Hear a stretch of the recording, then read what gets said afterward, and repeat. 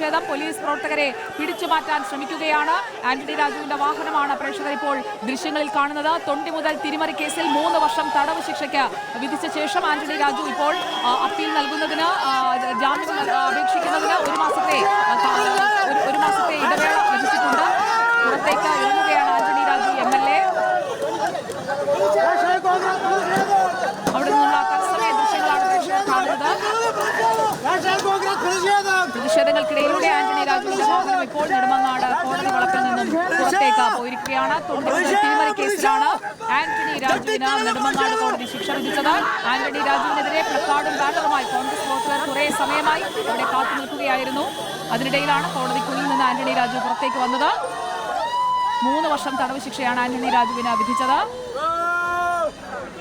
തത്സമയ ദൃശ്യങ്ങളാണ് പ്രേക്ഷകർ കാണുന്നത്. കൂവി വിളിക്കുകയാണ് കോൺഗ്രസ് പ്രവർത്തകർ.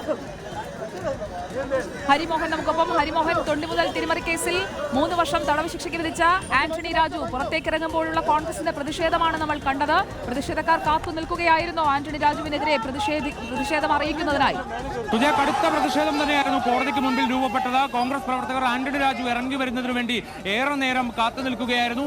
ഒടുവിൽ ആന്റണി രാജു, അതായത് 1-ാം പ്രതി പുറത്തു പോയതിനു ശേഷവും ആന്റണി രാജു അകത്ത് തന്നെ ഇരിക്കുകയായിരുന്നു. അതിനുശേഷം പുറത്തേക്ക് ഇറങ്ങുന്ന സമയത്ത് പ്രവർത്തകർ തടയാൻ ശ്രമിക്കുകയും പോലീസ് വലിയ രീതിയിലുള്ള പോലീസ് സന്നാഹം ഇവിടെ ഉണ്ടായിരുന്നു. അവർ പ്രവർത്തകരെ തടഞ്ഞു നിർത്തുകയായിരുന്നു. അതിനുശേഷം കാറിൽ കയറിയ സമയത്തും പ്രവർത്തകർ ആ കാർ തടഞ്ഞു നിർത്താനുള്ള ശ്രമം നടത്തി. കാറിന്റെ മുൻവശത്തടക്കം അടിച്ചുകൊണ്ടാണ് വലിയ രീതിയിലുള്ള പ്രതിഷേധം ചേർത്തത്. അതിനിടയ്ക്ക് ഒരു പ്രവർത്തകന് പോലീസിന്റെ മർദ്ദനമേറ്റു എന്ന് പറഞ്ഞുകൊണ്ട് ഇപ്പോൾ ആ പ്രതിഷേധം വീണ്ടും റോഡിൽ തന്നെ രൂപപ്പെട്ട് കിടക്കുകയാണ്. ഇതിനിടയ്ക്ക് ആന്റണി രാജുവിന് കാർ എടുത്തുകൊണ്ടുപോകാൻ കഴിഞ്ഞു എന്നുള്ളതാണ് പ്രധാനപ്പെട്ട കാര്യം.